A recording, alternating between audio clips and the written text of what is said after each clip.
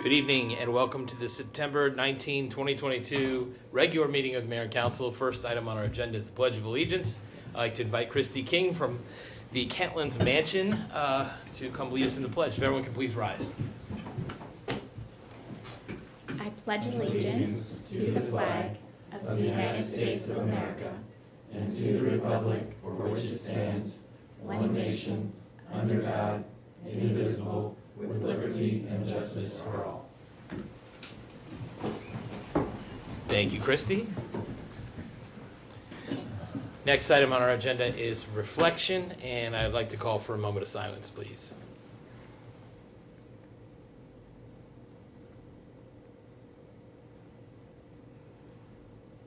Thank you all very much. Next, we have approval of minutes, and tonight there are two sets of minutes before us. The first one is from the regular session on September 6th. What is the pleasure of the council? Mr. Mayor, I'll move approval of the minutes of the regular session dated Tuesday, September the 6th, 2022. Second. Thank you. All those in favor, please say aye. Aye. Any opposed, please say nay. And Neil, did I hear you say aye? I was just making sure I was actually... Everyone was present. I was there. Yeah. Okay, aye. Okay. All right, that carries 4-0. Yeah, I knew them. No, I wasn't at the next one. That's right. Okay. Next, we have the minutes from the work session on Monday, September 12th. What is the pleasure of the council? Mr. Mayor, I move approval of the minutes of the work session held September 12th, 2022. Second. Okay, all those in favor, please say aye. Aye. Any opposed?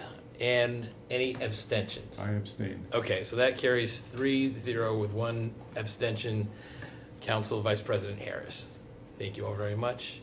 I will note that Tanisha Briley, our city manager, and Dennis Enslinger, our deputy city manager, and Tom Lonergan, our assistant city manager, are not here this evening because they are taking part in the ICMA conference in Ohio. And playing the role of Tanisha tonight is John Schlichting, our director of Planning and Code Administration. And technically, while he doesn't want to be recognized, our acting city manager is our chief of police, Mark Stroko, who's in the audience. Okay. Next on our agenda is appointments. And tonight we have before us several appointments and reappointments. What is the pleasure of the council? Mr. Mayor, I move approval of the appointments that you have made to various committees.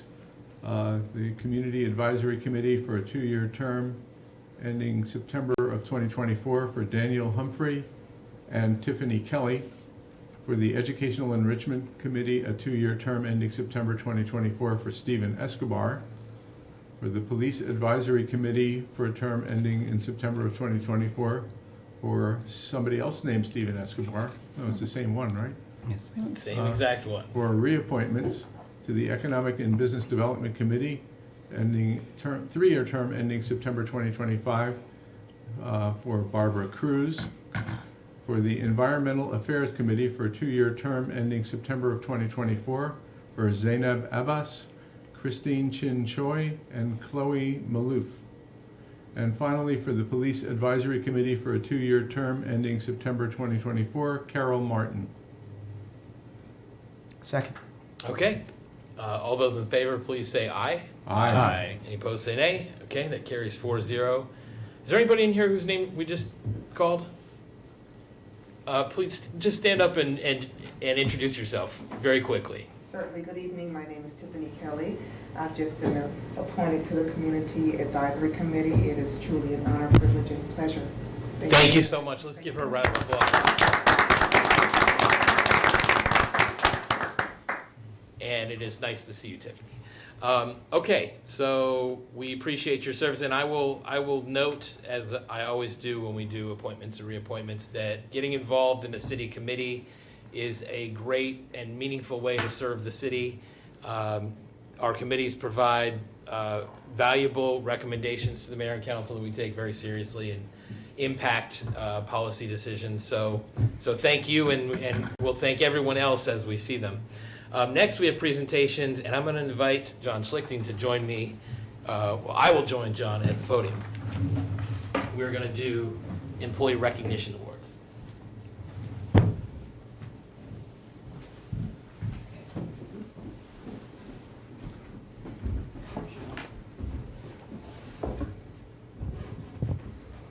Good evening, everyone.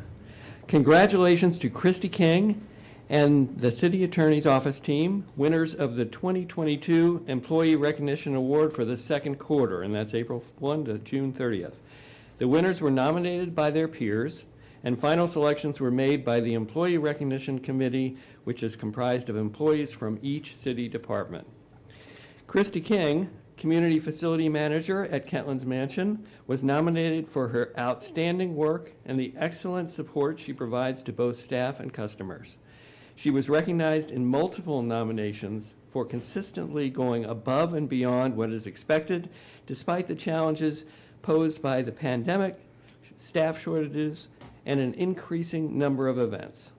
Christy was described as a true role model, leading staff with respect and representing the city at its best.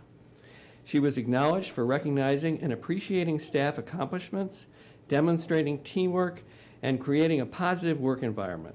Her kindness, patience, and exceptional service has helped to establish Kentlands Mansion as a staple of the community.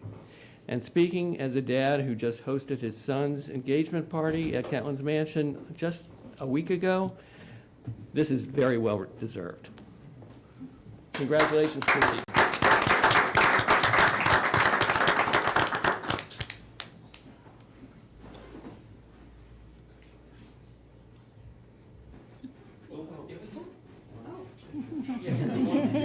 Thank you for taking this. All right. Thanks, Melanie. So the City Attorney's Office team includes City Attorney Lynn Board, Deputy City Attorney Frank Johnson, Assistant City Attorney Eric Perla, Legal Services Coordinator Lauren Klingler, and Paralegal Wes Rhodes. The team was nominated for their assistance in providing drafts for contracts and advice at multiple levels, including on the recent public charge issue. They were also acknowledged for assisting the Community Services Division in drafting and processing over 25 nonprofit grant contracts. Paralegal Wes Rhodes gathered input and created templates for the grant contracts and worked through the contract approval process to ensure final execution. All members of the team were recognized for being available and responsive to community services staff throughout the grant process and for providing staff with advice and assistance on other professional service contracts as well. The nomination emphasized appreciation for each staff member's dedication and commitment to ongoing customer service while also commending the City Attorney's Office as a whole. And I believe accepting for legal services is Lynn Board.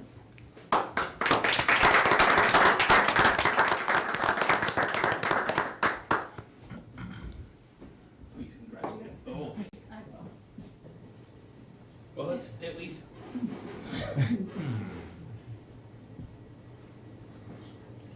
Thank you. Appreciate it, John. Thank you.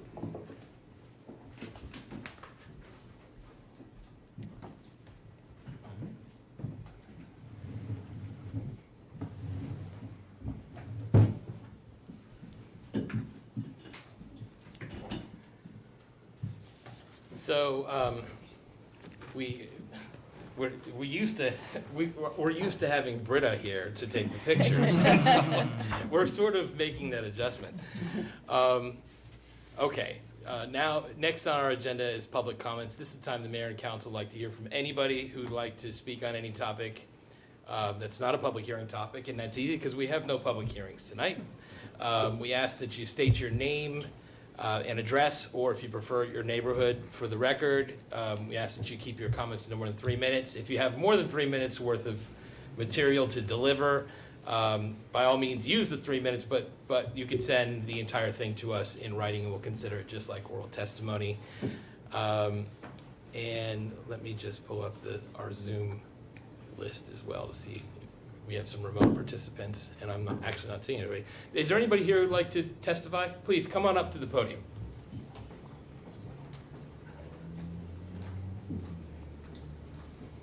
Hi, everyone.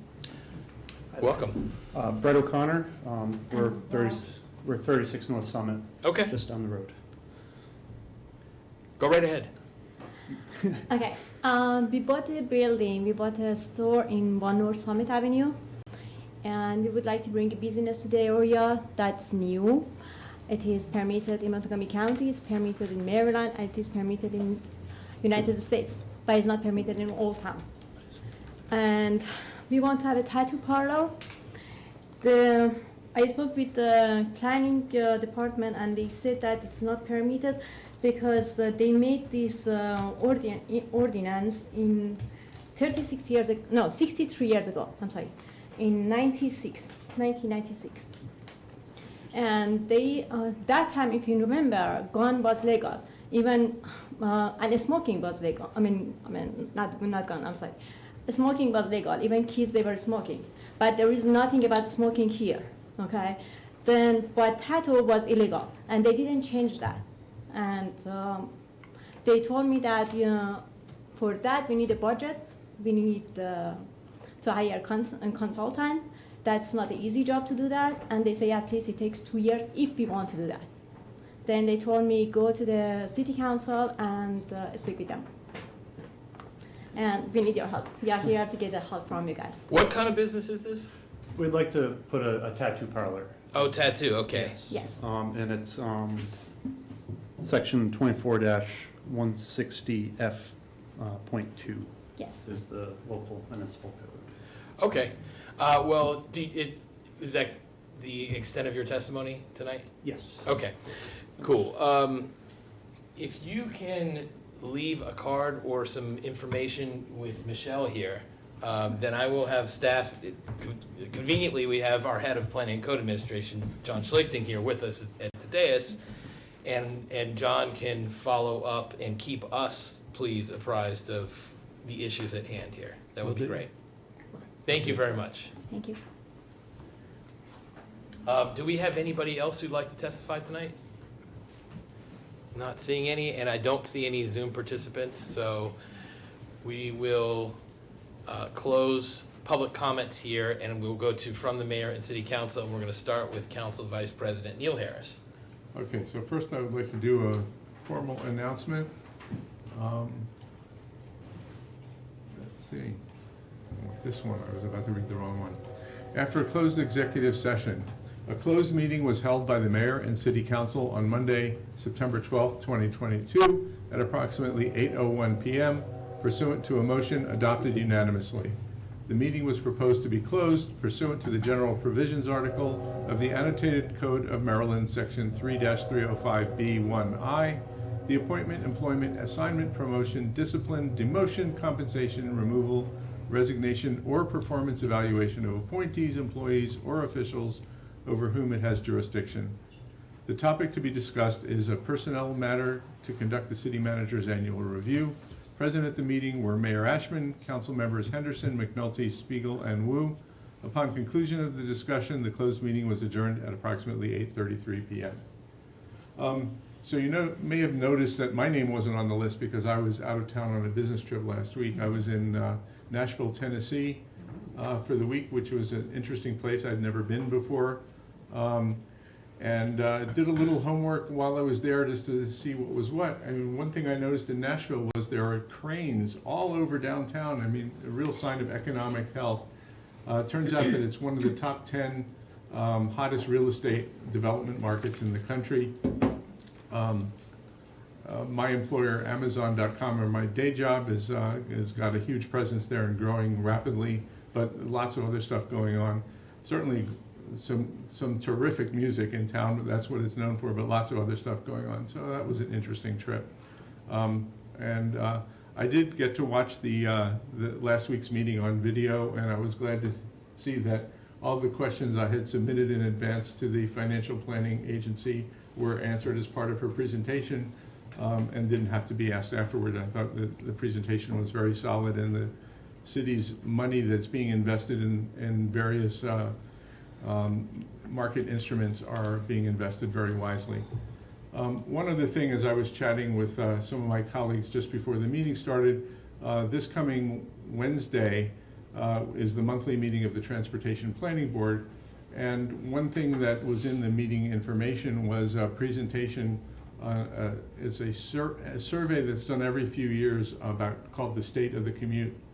And this time was pretty interesting because it was information about how our commuting habits have changed since COVID. So compared before COVID to after COVID.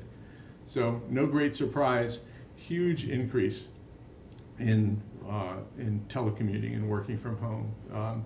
The typical telecommuter is telecommuting 3.5 days a week in this region right now for people that are telecommuting, and it's about half the workers. People who are commuting, the percentage of people who commute via single occupancy vehicle has actually gone up, which is not what we're looking for, and the amount of people in every other mode of transportation have gone down, and people commuting by train are down by about half since COVID. A lot of that is due to health concerns about commuting with other people. So it'll be very interesting to see how that changes as we go forward and as concern about the pandemic abate. But I think we all of us who are involved in planning transportation needs, roads, buses, whatever, really are going to need to take a good hard look at how things have changed and how they're likely to be different than they were before, and what that means in terms of our infrastructure investments. So I just thought I'd share that. I know that's not the most exciting thing to talk about, but I like to do it anyway. All right, thanks. Thanks, Neil. We'll go to Rob. Thanks, Mr. Mayor. I don't have anything to add to that other than it's good to have Neil back sitting next to me. Well, You didn't like me sitting next to you? Mr. Mayor, Councilmember McNulty has a great haircut. What? There's not something nice to say about the other two here? I'm just kidding. I'm just kidding. We'll go to Lisa. I'm not sure what to say, man. Thank you, Mr. Mayor. Neil, I did find that very interesting, particularly the uptick of single occupancy. That's interesting. That is very interesting. I wanted to read a statement that I prepared in regards to the Gaithersburg football game that happened on Friday. On Friday night, September 16th, I was in attendance at the now infamous Gaithersburg High School versus Northwest High School football game. I was seated on the middle left of the grown-up side of the stadium and had a clear view of the field. I saw when the heated exchange between players began and watched it quickly escalate to a fight.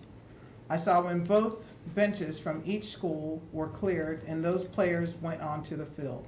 I saw some players attempting to break things up, and I saw some players join in on the fighting from both teams. I saw the coaches in the midst of it all as it was happening on the field. Quickly, after both benches were cleared, both school security and the police were on the field to assist. It's an unfortunate need and reason why security and law enforcement are placed at the games. As I watched with friends and strangers, all of us hoping that things would quickly settle down, never was I in fear. On social media in response to this event, I've seen the word chaos used several times.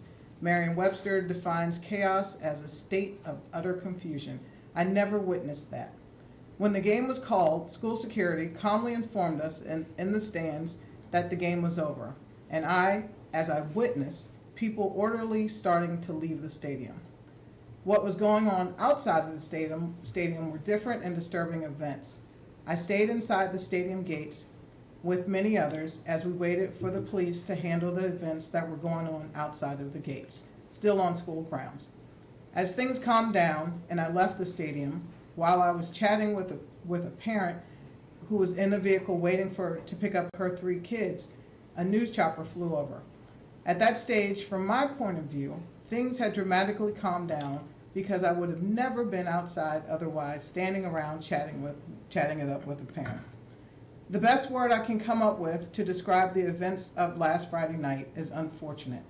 It is unfortunate that an argument between players escalated to both benches being cleared. It is unfortunate that adults who have been granted the benefit to perform as mentors and as role models to our children, and especially to these athletes, behaved in a manner that those benefits should be revoked from them.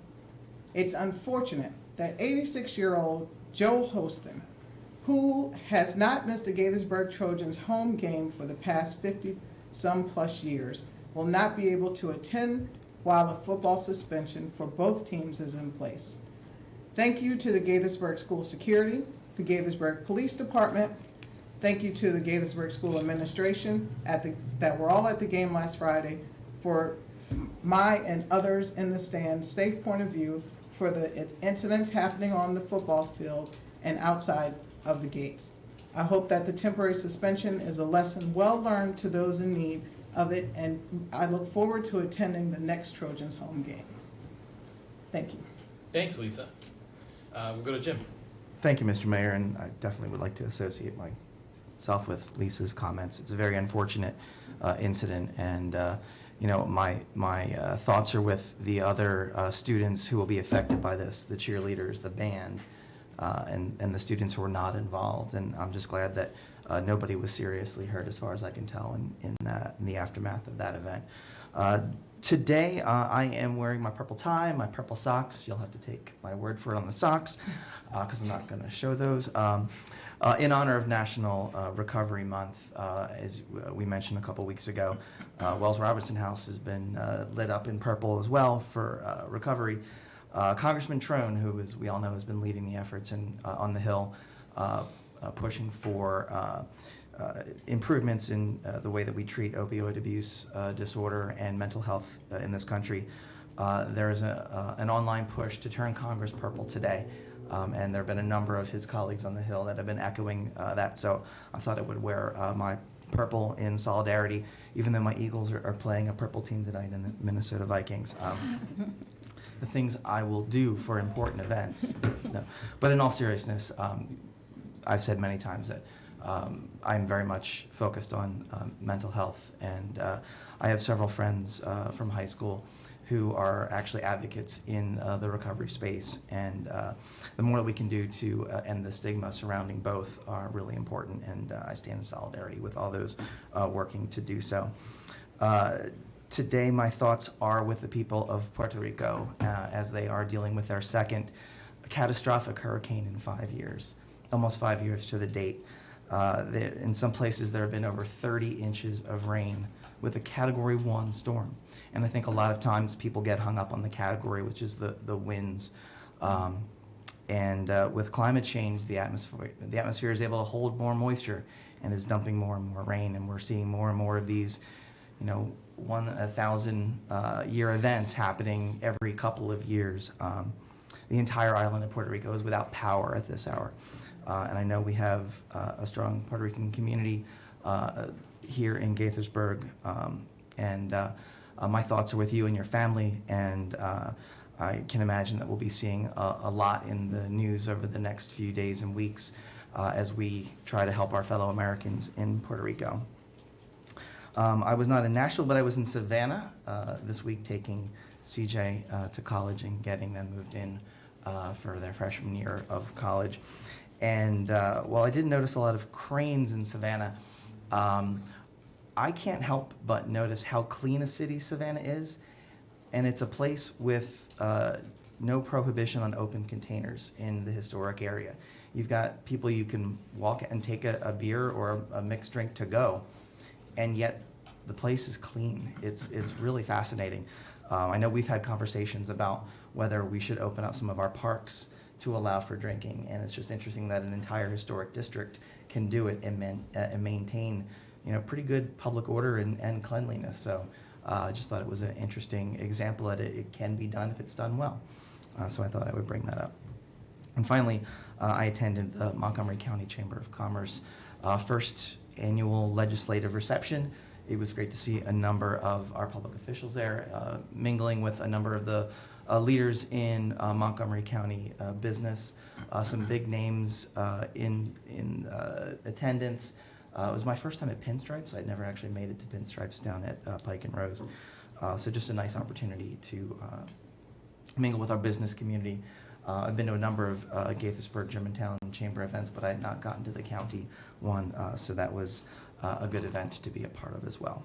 And that is it, Mr. Mayor. Thank you. Thank you very much, Jim. I want to pick up on Lisa's comments about the football game. We're fortunate here in Gaithersburg to have just an amazing high school football scene, and some of us attend regularly and enjoy these games quite a bit. Although, hats off to Joe Holston for doing it for 50 years. I thought I'd done it for a while, 17 or 18, whatever I've been doing for QO, but I'm not going to catch up with Joe. I'm going to tell you right there.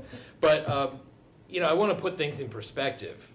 It's exceedingly rare to see a situation like that, to see teams brawling at all, much less to see it get out of hand like that. I mean, we've seen some very emotional, intense moments, but not see it get out of hand like that. And so I wouldn't.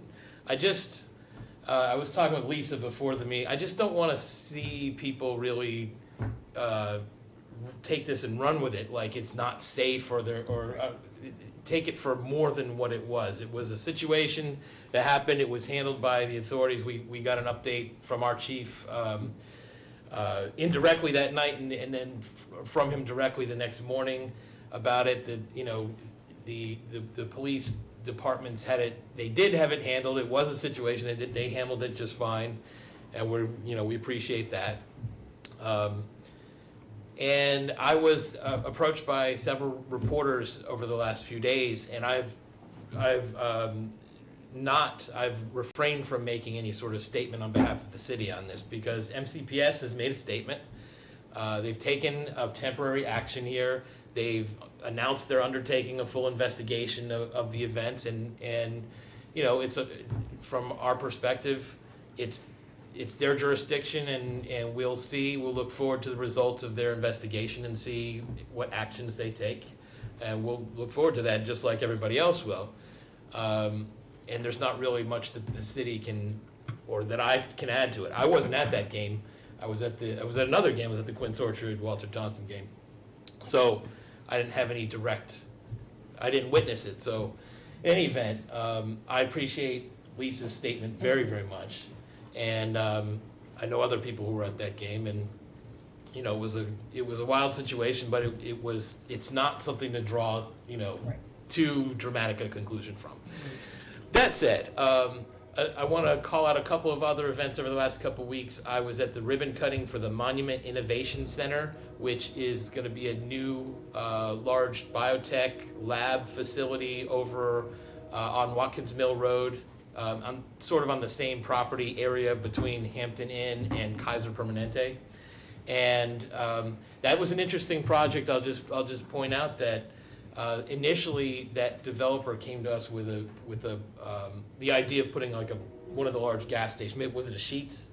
It was one of them. It was one of the large gas stations they wanted to put there, and we did sort of steer them to what I think was a better outcome, which will lead to a lot more, high-paying jobs in the city, a lot more opportunity in the local economy, and it's going to be great. And we just approved it literally like months ago, and they've broken ground. They're hoping to have this thing open by fall of 2023, which is an amazing turnaround. So. Very excited about that. And I wanted to congratulate everybody involved in Kentlands with Kentlands Community Foundation and the Musica Viva event on Saturday, which I saw a bunch of us were in attendance for that event. It was terrific and really a terrific example of a community building on its own. I mean, we help on the periphery, but this is really a community on its own, like building a culture and offering it to everybody, and it's really wonderful. They had basically a full orchestra there, and they were playing beautiful music. It was amazing. So kudos to them, and I highly recommend. Next time they do a Musica Viva, you guys should all go. It's free and it's amazing. How can you beat that? Next week. Our work session, next week we will not have a work session, I should say, because of the Jewish holiday of Rosh Hashanah. Therefore, the next regular session will be on Monday, October 3rd, and you can participate in person or you can participate via Zoom. 7:30 p.m. on Monday, October 3rd. And with that, we have from the city manager, I'm going to turn it over to John. Thank you, Mr. Mayor. Neither Tanisha, Dennis, or Tom sent me any remarks for this evening, and I don't have any myself, other than the fact that I am very delighted to be sitting on the dais with the mayor and council for the first time in 15 years. Thank you. We are delighted to have you with us. Okay, I'm assuming Tom's not here, so we don't have an economic development update, correct? That's my understanding. Okay.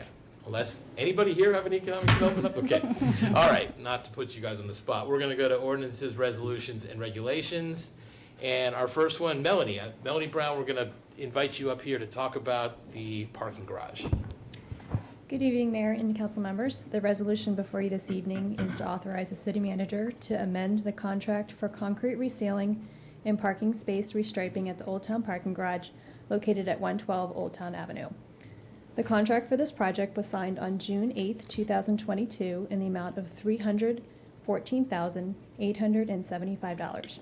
During construction, minor surface cracks and concrete slab repairs were identified on floors 1, 2, 3, and 4, which will exceed the construction allowance of $28,625. Some of these repairs were included in the original posting of the bid proposal sheet, but were inadvertently left off the revised bid proposal sheet, resulting in a $6,681.20 shortage of funds on the contract. Staff has confirmed the additional identified concrete repairs proposed by the contractor and feels that it's in the best interest of the city to perform these repairs while the contractor is already mobilized and utilize unit pricing that was provided on the bid sheet. Staff is requesting that the original contract be increased to $3,021,556.20 to cover change order 1. This is a net increase of $6,681.20, which is an approximately 2.12% increase to the initial contract amount. Any questions? Thank you, Melanie. Any questions or comments?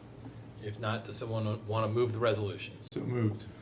Second. Okay, I all have a those- question, but, Oh, ask your questions. so this is before us because the original amount was above the threshold, right? Correct, and the original amount was a not-to-exceed amount. Okay.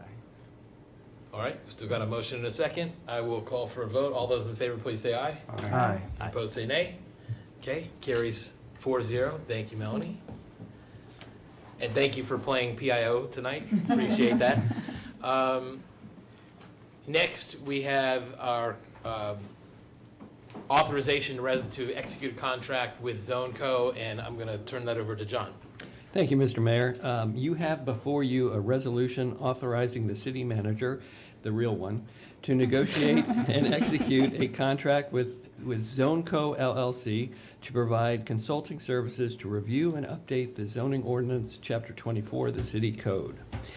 Now, the last comprehensive update to the city zoning ordinance was in 1965, which means it's almost as old as I am.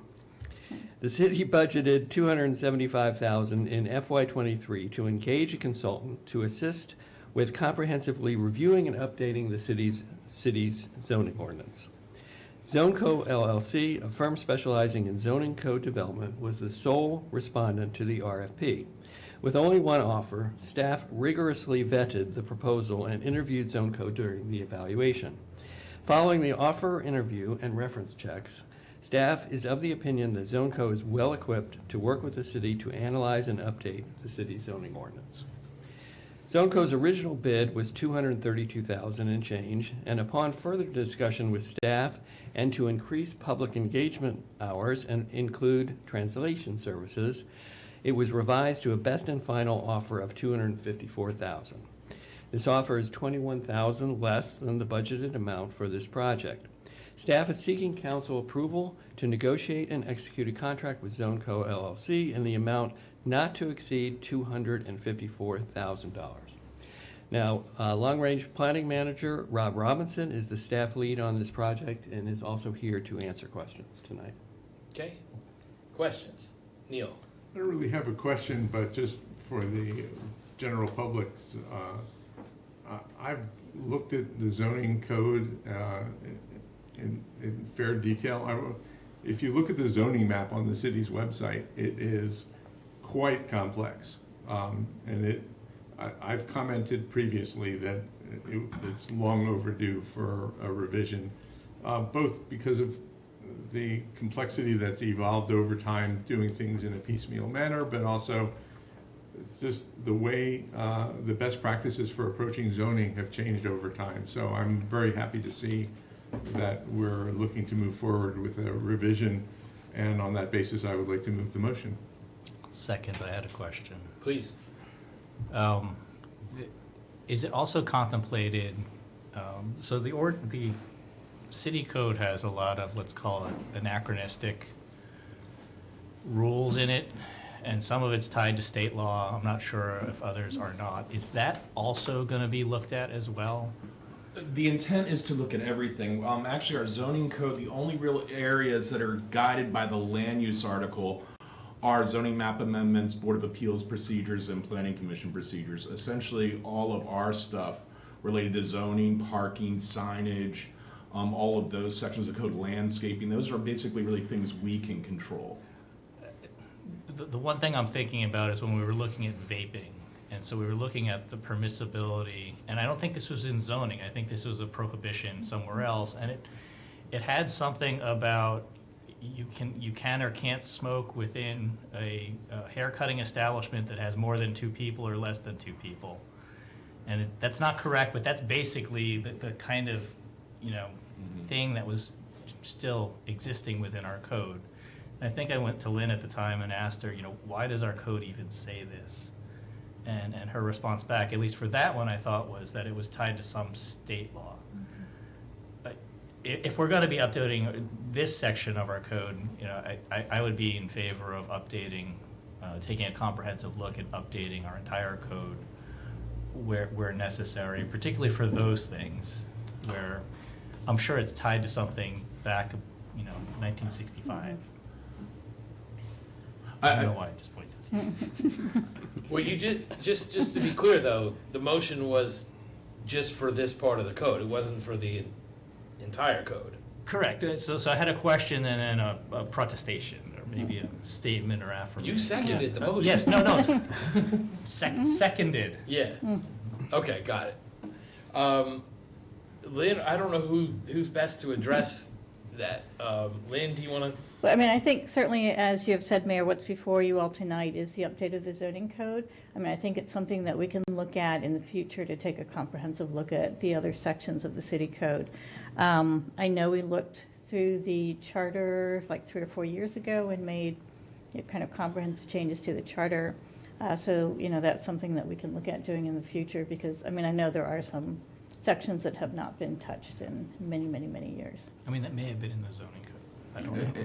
That's Yeah, why. that's Staff had actually always in- envisioned this exercise as being a leapfrog to help us clear the other things. I mean, as we included the solicitation in your packet, and we made very clear one of the main things is, to clarify uses, get ahead of uses that currently do all of our definitions. So all of that is going to have a rigorous, check to make sure either we're using industry standards, we're in compliance with state law, depending upon what's going on. So sometimes, again, based upon the land use, if vaping's prohibited under some other section of the code, if the underlying land use is allowed, that's where we have to, determine what is a zoning issue and what is another section of a municipal infraction issue or something along those lines. Yeah, and I mean, vaping specifically comes under Chapter 15 of the code, which is our offenses section. So it's outside. It's outside of Chapter To 24. Rob's point though, I absolutely agree that there are some unintelligible parts of the code, and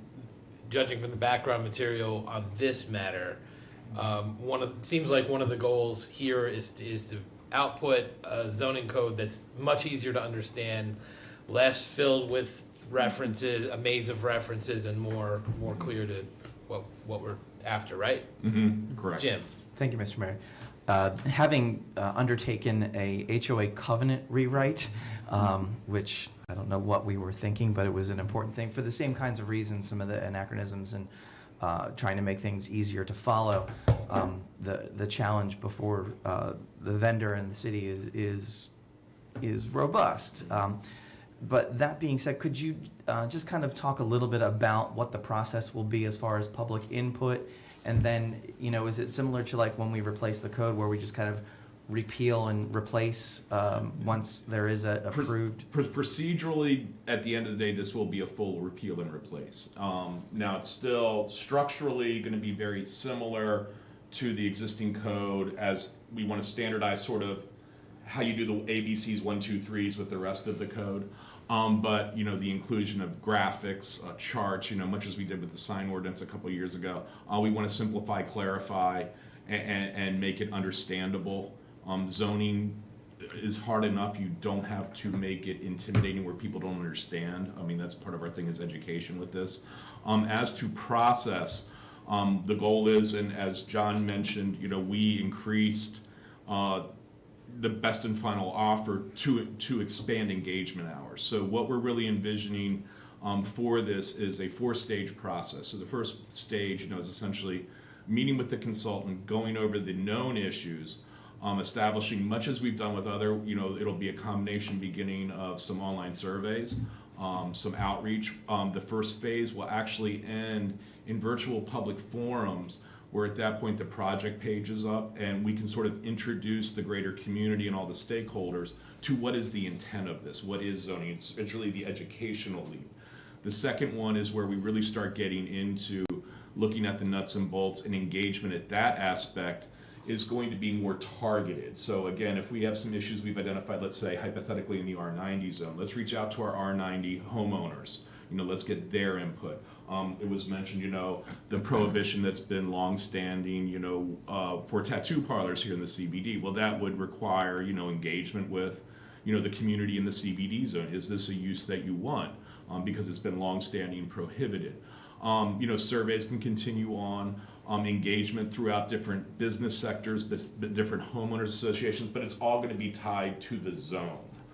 The underlying.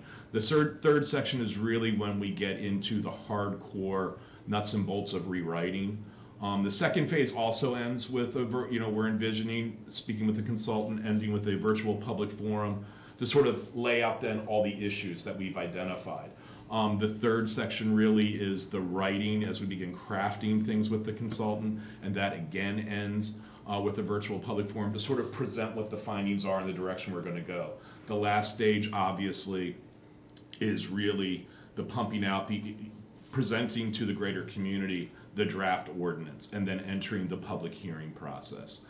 So we plan on engagement. One of the things we liked about Zone Co, and if you noted in the solicitation, much as an effort that we've been making for a number of years now, is engaging those whose voices typically aren't heard. So this was why we wanted the additional money for translation services.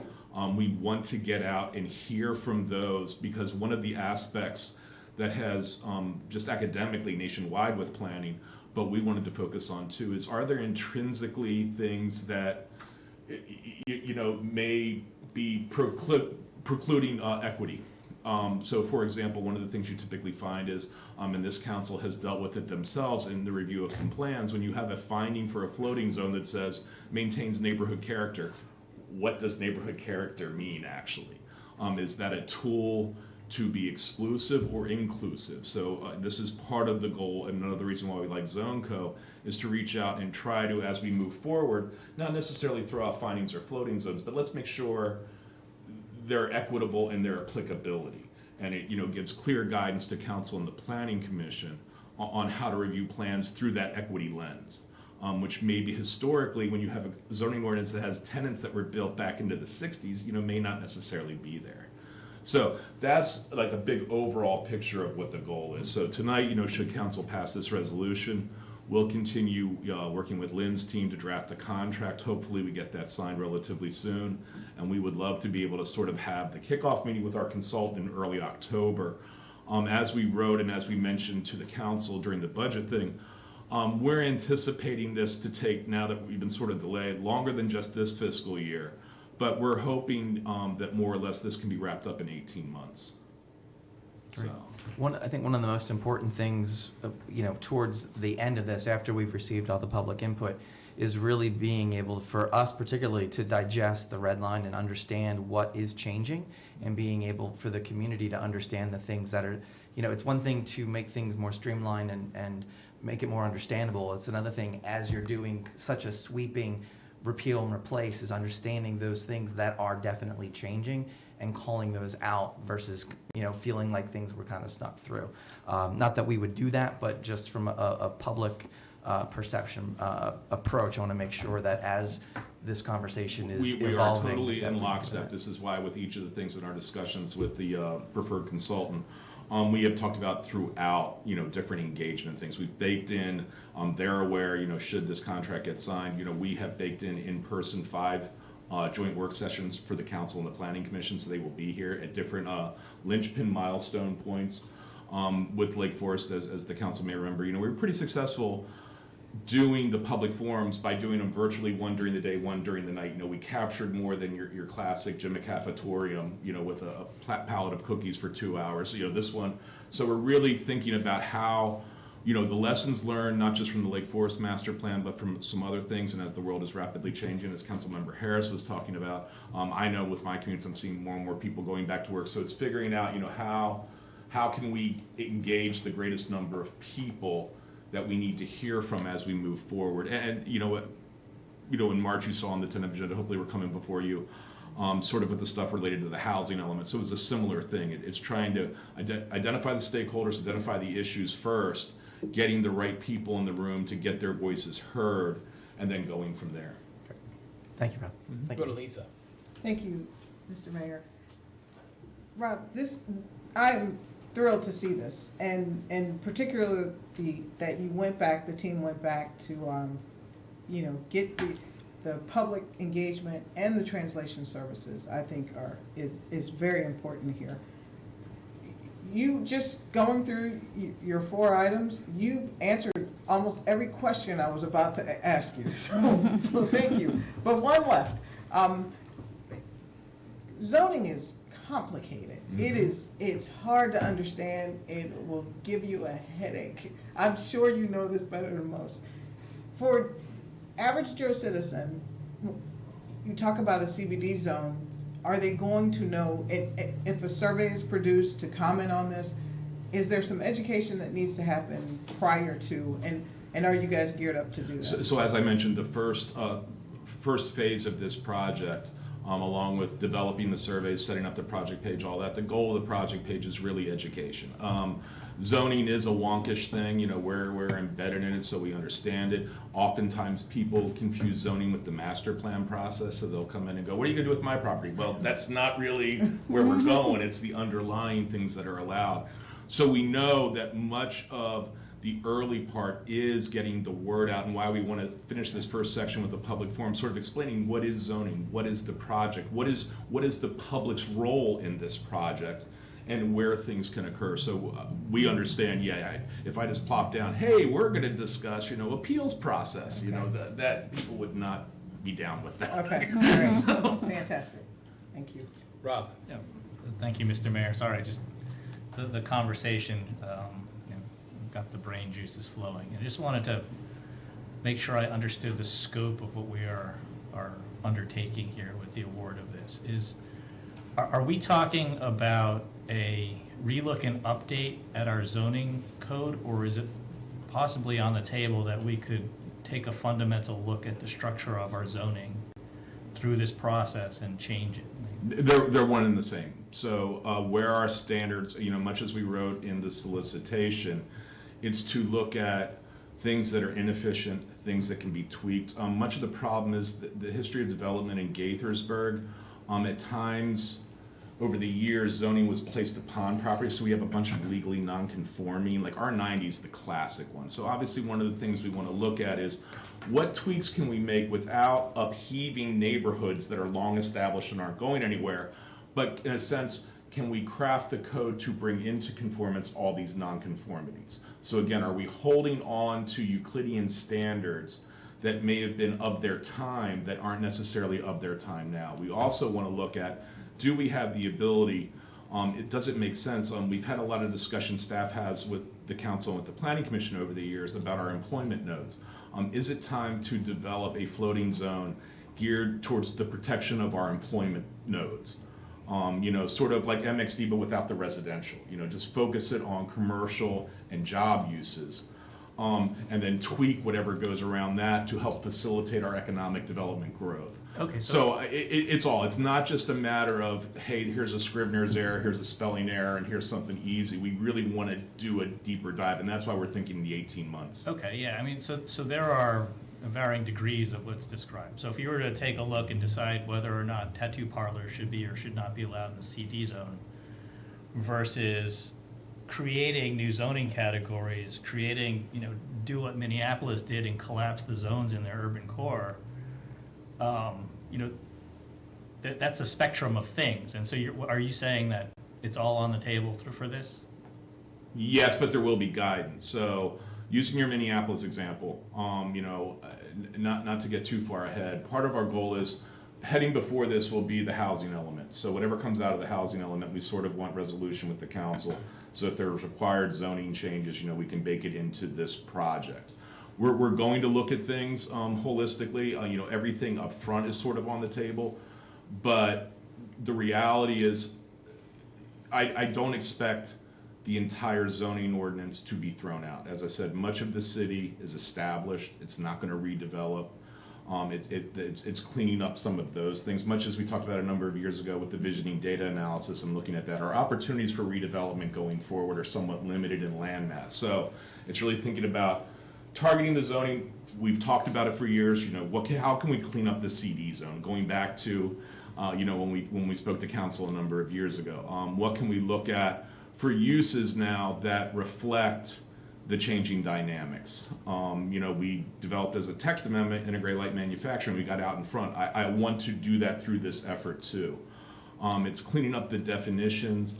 Again, it's looking at antiquated standards. It's identifying things that just don't work and trying to clean that up. So I can't say, and here's what the final product is going to be, Councilmember Wu, but I can assure you the goal and the intent of this is to do the comprehensive look and try to get something that potentially could last another 30 years. I mean, I don't want you to tell me what the final product is. This sounds like a fantastic journey. And just one last suggestion, Mr. Mayor, if we could call it zoning reimagined, isn't that Councilmember Spiegel's thing? I'm sure he'd like that. Yes. But then they'll think we're biting off Ride on Reimagined. It's everywhere. So. Second. Okay, we have a motion and a second. All those in favor, please say aye. Aye. Any opposed, say nay. Okay, carries 4-0. Thank you. Thank you. Thanks, Rob. Next, I'm glad you're there, Rob. You and Lynn. Thank you. Before you this evening is a resolution authorizing the city manager to negotiate and execute a Sixth Amendment to an annexation agreement for the Washingtonian annexation. This property was originally annexed by annexation X 159. It included 237 acres of land and was annexed in 1991. Prior to this proposal, there were 5 prior amendments to this annexation agreement. As you all know, probably, I'm sure you're well aware that most of this land has already been developed.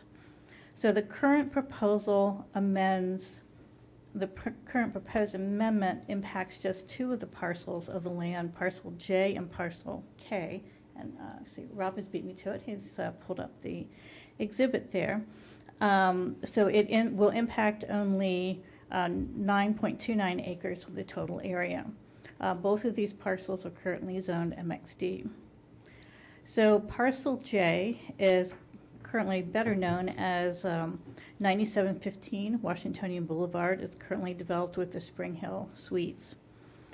It has, under the original plans, approved plans, 350,369 square feet of remaining approved but unbuilt density on that particular parcel. This proposal would transfer 75,000 square feet of density from that parcel to parcel K. So that would leave a remaining 275,369 square feet of density remaining for parcel J that could be redeveloped in the future. So parcel K, which is the receiving parcel, is better known as 9711 Washingtonian Boulevard. It's currently developed with 2 office buildings known as the Summit.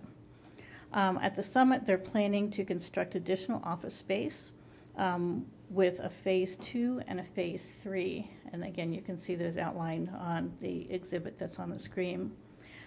These phases would include traditional office space, bioscience lab, research and development, and integrated light manufacturing and educational uses. They currently have 203,136 square feet of remaining approved but unbuilt density. In order for the developer to complete phase 3 of this project, they need the additional 75,000 square feet of density in order to complete that project. So under the proposed amendment to annexation agreement, parcel J would transfer 75,000 square feet of unbuilt density to parcel K to accommodate the build out of this project. It would not in any way increase the overall approved density under this annexation agreement. The planning staff is also requesting that the amendment establish a parking ratio for bioscience lab and research and development uses on parcel K to 1 space per 666 square feet, which is a standard that the city has used in other recently approved bioscience lab uses. So tonight, staff is seeking the mayor and council's approval of a resolution authorizing the city manager to negotiate and execute this amendment to annexation agreement. Certainly, Rob Robinson is here this evening in order to answer any questions, but we also have with us Matt Gordon, who is representing the developer, along with Chris Smith with Stonebridge. And all of us are available to answer any questions that you may have. Great. Questions, comments? Rob Wu? Sorry, just one. Is there any reason why there's a transfer of density rather than just an increase in the cap? So the issue is, as Lynn mentioned, and this is how things were done in the 90s. The sketch plan was part of the original annexation. So for all of Washingtonian, it had an overall commercial cap. And then it had out there at that sketch plan an allocation per these separate parcels. So the issue is to raise it up, you have to bring in every party that was part of that annexation because everybody could potentially want their cut. So by keeping this at the cap, it's limiting the scope, one, of the annexation agreement, and you're really not denying rights to the other property owners because they're not a party to this. So this is where we're keeping the overall cap, which was something like 2 million, 3 million square feet total, or 4 million square feet for all of this. 400, 500, yeah. Yeah, it's huge. So that's why yeah. it's really not necessary we felt there were concerns about going, while we want to see phase 3, to go to that property owner. Well, why don't you just put in to raise yours? Because then everybody would come in and then it just becomes sort of the chaotic thing. So we were trying to work with the framework of the original cap and the original allocation of the parcels, especially since some of these parcels have so much unbuilt density that candidly, we don't think it's realistic that they were ever going to max it out. So it's easier through this process to let them privately negotiate and transfer developable rights between the parcels. That's a good answer. Thank you. All right. Without any further questions or comments, someone want to move the resolution? So moved. Second. All those in favor, please say aye. Aye. Any opposed, say nay. Okay, carries 4-0. Thank you, Rob. Thank you. Thank you, Lynn. Thank you. Thank you. Next, we're going to invite Chief Soroka to the podium to talk about our mutual aid agreement. Sure. The purpose of the resolution before you is to consider authorizing the city manager and the police department to enter into a revised mutual aid agreement with the Montgomery County Police Department. The Office of the Attorney General Independent Investigations Division was created by the Maryland General Assembly in the spring of 2021 as part of a package of police accountability and reform bills. Due to the legislative change that was effective October 1st, 2021, the Office of the Attorney General's Independent Investigations Division will lead the primary investigation of all police-involved incidents that result in death of a civilian or injuries likely to result in death, also referred to as qualifying incidents, as mandated by Maryland Code State Government Article Section 6-602. The resolution would enable the police department to conform to this legislative change by amending the mutual aid agreement to reflect the Independent Investigations Division will assume the primary investigatory authority for all qualifying incidents involving a Gaithersburg police officer. So essentially, it just changes it to conform with the state law. Previously, it was investigated by the Major Crimes Division of Montgomery County. So this just allows us to conform with the state legislation that was effective October 1st. Unless there are questions, the resolution is before you for a vote. Thank you, Chief. This is what I refer to as housekeeping. Any questions or comments, or someone want to move the resolution? I'll move the resolution. Okay. Do we have a second? Second. All those in favor, please say aye. Aye. Any opposed, say nay. Okay, carries 4-0. Thank you thank very you. much. I will make one note that I got a comment from the public that on the background material here, we should have included the mutual aid agreement, just for reference for the public. So in the future, if we have amendments to these sorts of agreements, let's put them in the background material. Next, from the city attorney. Nothing further this evening. And I'm not seeing any other staff. So I will remind everybody, let me just pull up my future meetings announcement, upcoming sessions. We have no meeting next week due to Rosh Hashanah. So the next regular meeting of the Mayor and Council will be on Monday, October 3rd. And until next time, let's do great things, Gaithersburg. We are adjourned.